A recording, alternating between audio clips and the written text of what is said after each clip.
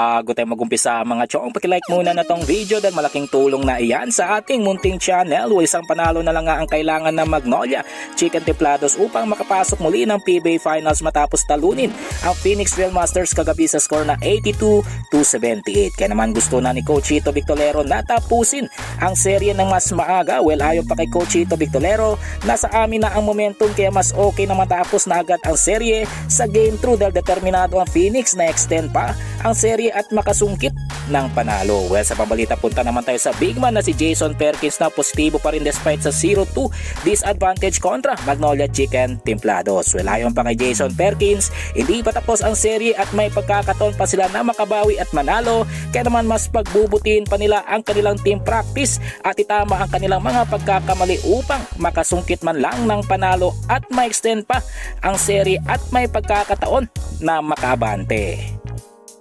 Muli sa ating balita mga chong, patungkol naman kay Paulie na pinatunayan na hindi lang pang elimination round ang kanyang performance kundi pang playoff rounds din, at ito ay dahil sa pinakita nitong clutch play sa uling mga segundo ng laban kagabi kontra Phoenix Real Masters, kung saan nag-ala step carry ito matapos pumukol ng matinding tres upang tulungan ng Magnolia na maka-escapo sa Phoenix na nagtapos sa score na 82-78. So sana magtuloy-tuloy ang magandang pinapakitang performance ni Paulie ngayong semifinals. Well mga chong, hanggang dito na lang ang ating balitang PBA, at syempre huwag kalimutan mag-subscribe at i-like itong video bilang pagsuporta. So this is Channel B once again.